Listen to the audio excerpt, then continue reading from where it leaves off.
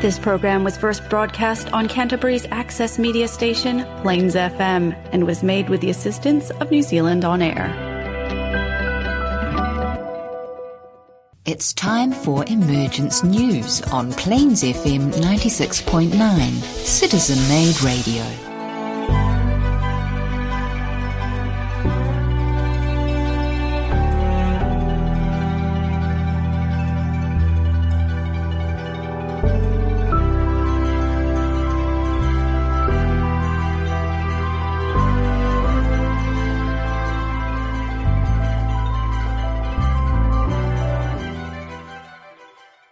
Kia ora, listeners, and welcome to Emergence News on Plains FM. Emergence News, who are we? Well, we're a group of international volunteers, co-workers, that over a number of years have gathered around the story from Benjamin Creme about the emergence of the world teacher for this age. What are we on about? Well, I'll give you the introduction background information from the latest Share International magazine. Here's what we're on about. All the great religions posit the idea of a further revelation to be given by a future teacher. Christians hope for the return of the Christ. Buddhists look for Maitreya Buddha. Muslims await the Imam Mahdi. Hindus a reincarnation of Krishna, and Jews the Messiah. Esotericists know all of these as different names for the same great being, the Lord Maitreya, the world teacher, the head of our planetary spiritual hierarchy, and look for his imminent return now. So that's the emergence part of Emergence News. In July 1977, Maitreya emerged from his centre in the Himalayas, like a thief in the night. Since then, he has lived in London, as a seemingly ordinary man concerned with modern problems, political, economic, social, spiritual and environmental. Now, a lot of the stuff that we talk about on this program comes out of that political, economic, social, spiritual and environmental bag, if you like. We just don't talk about meditation. Now, further, since March 1978, Maitreya has been known as a spokesperson in the Pakistani Indian community in London. He's not a religious leader, but an educator in the broader sense, pointing the way out of the present world crises. According to esoteric teaching, Maitreya himself manifested 2,000 years ago in Palestine by overshadowing his disciple Jesus, now the Master Jesus.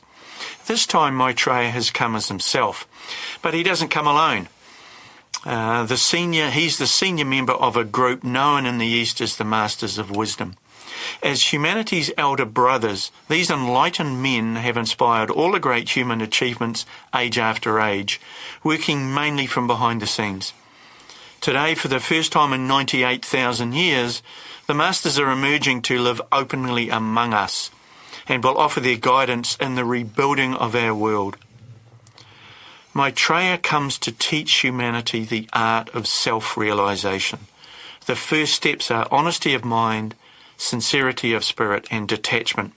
Maitreya's social concerns, reflected in his list of priorities, are an adequate supply of the right food, adequate housing and shelter for all, healthcare and education as a universal right. Maitreya will advocate that the number one priority after ending of the starvation for millions of people will be the saving of the environment. Maitreya's message can be summarised in a few words: share and save the world. The information about Maitreya's emergence has been presented to the public from 1974 to 2016 by Scottish artist and author Benjamin Creme. We reference Benjamin a lot on this program. He was, until his death, the chief editor of Share International magazine, which is the magazine we're going to bring parts of to you this program. The training for his work under a Master of Wisdom began in 1959, and Benjamin Creme lectured throughout the world on the subject. He was the author of more than a dozen books and accepted no royalties or any supported all for this work. So, and in fact, he came to New Zealand several times, Peter. Yes, he did. At least twice to the South Island, and I think a couple of times extra to the North Island as well. Right, so that's what we're on about. And I've got Peter in the studio with me today. Nigel's away. He's caught up in that nasty trap called having a job. In fact, I'm caught up in that nasty trap as well. So we'll come back to you and give you some hints about what we're going to talk about today.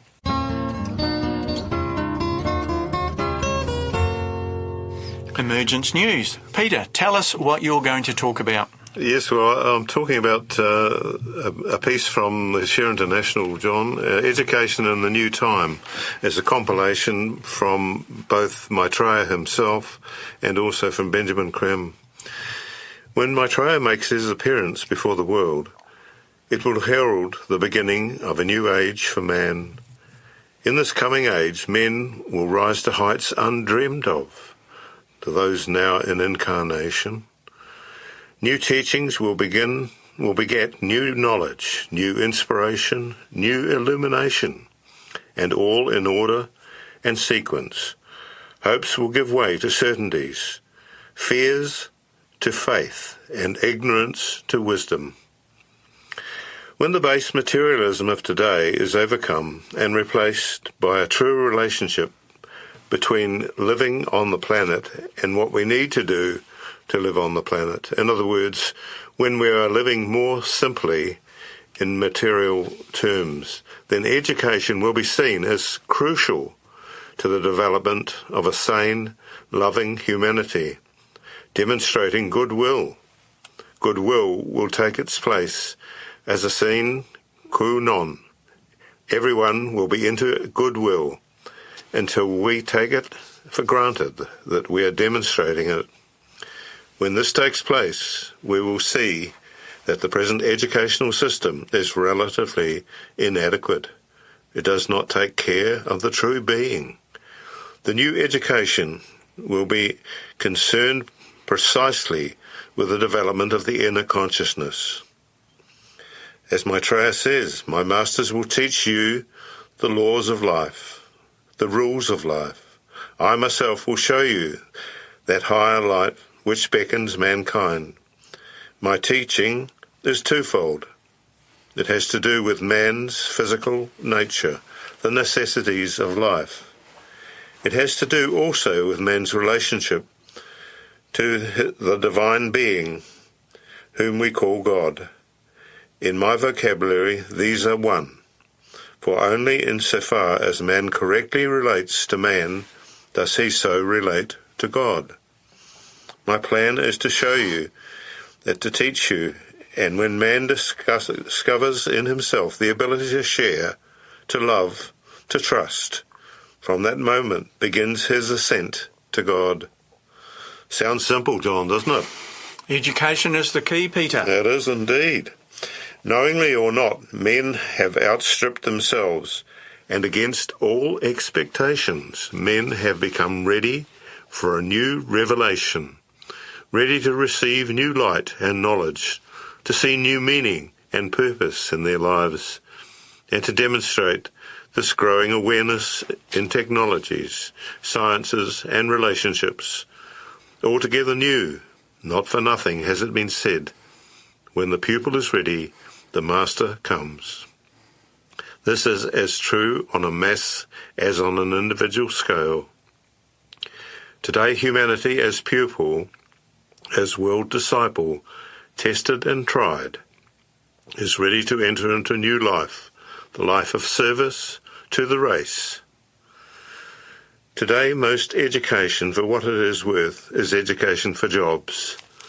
People are simply fitted to make their living in the outer commercial world under the whip of competition. This will change. Competition has to give way to cooperation. When it does, people will realize the masters will exemplify the fact of the soul. People will realize that they are souls and will turn to the soul. Then the education for the life of the soul and the psychology of the soul will become more and more the norm in our education system.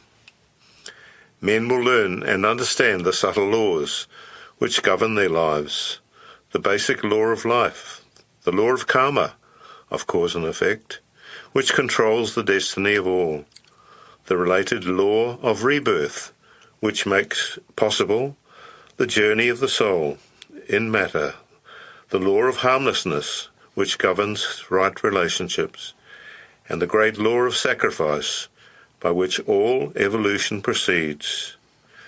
Through an understanding of these laws, men will come to resemble the mentors, their elder brothers, and to demonstrate the divinity shared by them. They will hearken to the teachings and teachings of the wise ones, and step by step inherit their birthright. Thank you, Peter. Education, a really important topic for me. And in fact, it's interesting that you've picked up on that, because I'm going to start playing with some ideas around how we can manage things. So give us a minute and I'll kick off shortly. This is the Emergence News on Plains FM. For more information, go to shareinternational.org. Great, Peter. Thank you. I love the Share International magazine. Every time I pick it up, that I get this emotion between excitement, anger and fear. And I kind of go, oh, I knew why that annoyed me. So I've said it before, and I'm going to say it again. Maitreya's story of his emergence and the writings of Benjamin Creme have helped me keep my anger and even the madness at bay. This is because it allows me to make some sense of the insanity that seems to prevail right across the spectrum of human behaviour. So when we read Maitreya's teachings, when we look at the esoteric teachings through Alice A. Bailey, when we look at what Benjamin Creme has provided us with, it gives me a post to hang on to, I guess, in the madness that I see about me. So I guess I'm going to continue with the story. I need to add that Benjamin Creme has always been an identifier of all the good things that are happening on this planet. One of the messengers of hope and explanation are the Share International website and the Share International magazine. Now, we've talked a lot about both of those sources to our listeners, and Peter and I today are actually diving into the Share International magazine. Now, I want to tell you a story. Some time ago, and I think it was reported in Share International magazine, and we covered it on this program. Some time ago, a climate change scientist was reviewing satellite images of the USA, and he noticed a very large bloom of methane gas over Ohio. Actually saying over Ohio in the same word is actually quite hard. I am recalling the story from memory, so bear with me a little bit here. He visited the site and found a fracking mine. The scientists challenged the owners and operators of this mine on this huge methane gas leakage. And their answer was basically it wasn't a problem, they had it under control. They had robust enough testing systems. The scientists took the stance that they could not have it under control because they did not have the equipment or protocols or processes to manage this fracking operation correctly. And his quote was something along the lines of, you can't manage what you're unable to measure. Now, this sounds simple and obvious. We all, to some degree, manage our income, what comes in, what goes out. And there are a number of useful ways to manage and therefore to measure and therefore manage that, right? We do it in our own lives. We have fuel gauges in our cars, battery gauges on our electrical device.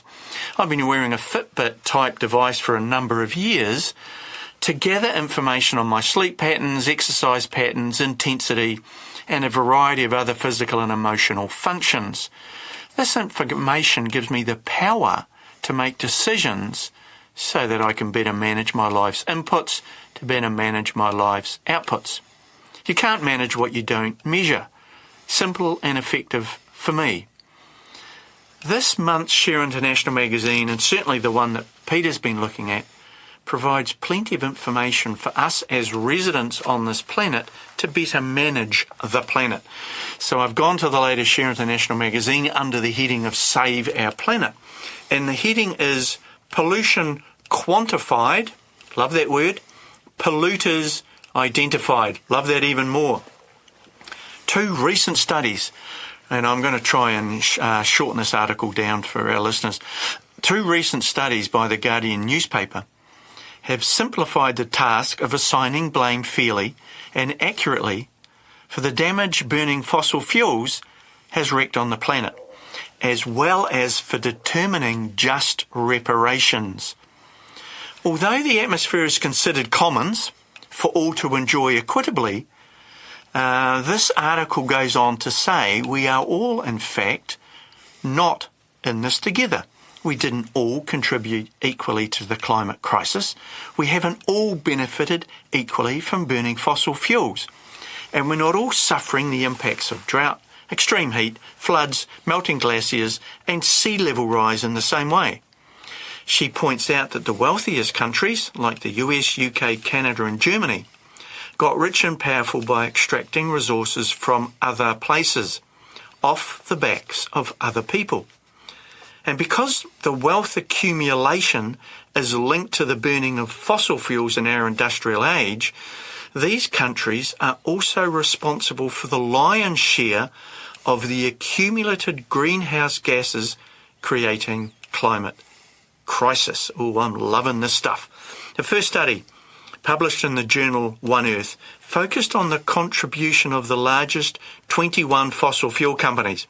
And it is the first time researchers have quantified the damage caused by individual firms.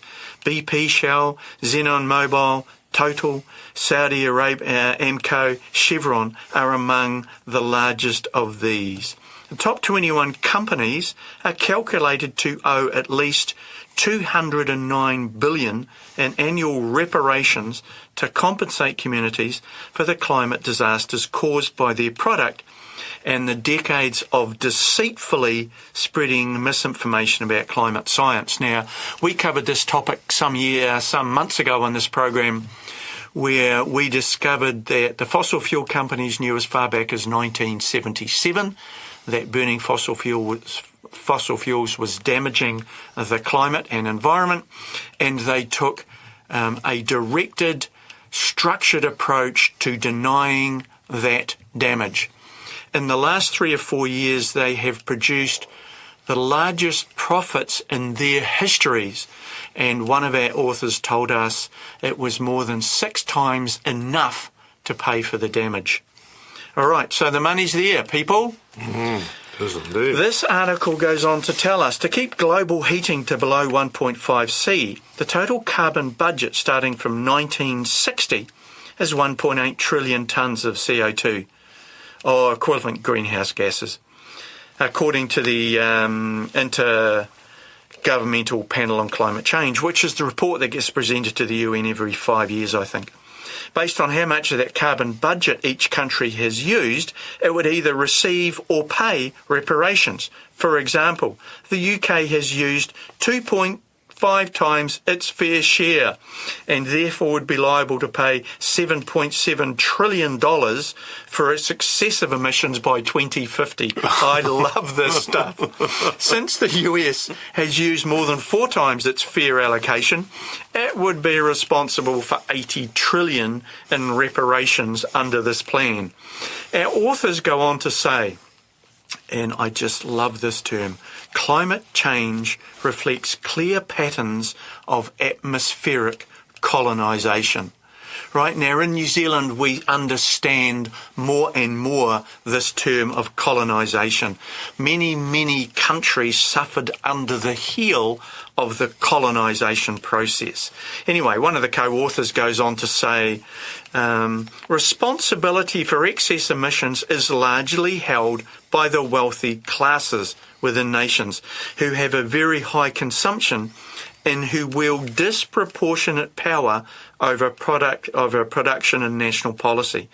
They are the ones who must bear the cost of compensation. For the growing climate change movement, utilising litigation as well as policy talks, these 2 studies provide a concrete framework for allocating responsibility for climate-related costs to the world's biggest historical polluters, both national and corporate. So I started this conversation by talking about you can't manage what you don't measure. And what we now have is many, many ways to measure. Therefore, we can start managing. All right, I'm going to wrap up with saying, Benjamin Creme, I went to the back of the latest Share International magazine, which actually, Peter, I think we've talked about this before. It's one of my favourite places because Benjamin Creme answers questions that people have written into him. Now, Benjamin Creme passed in 2016, but there was such a bulk and body of this question and answer process that the latest Share International magazine is still producing stuff that he's talked about. Now, I'm going to give our readers a little bit of a titillation here. Benjamin, I'm not going to go through these, but I'm just going to throw out these questions. Benjamin Creme has asked, what about planetary shifts? And he gives a very nice answer about that.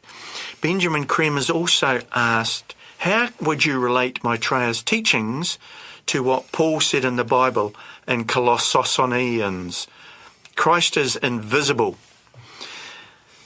And what else does he talk about? The book of Revelation. So if you are interested in that kind of discussion, then Benjamin Creme comes up with some great stuff. Now, just going to finish off. I started talking about you can't manage what you don't measure.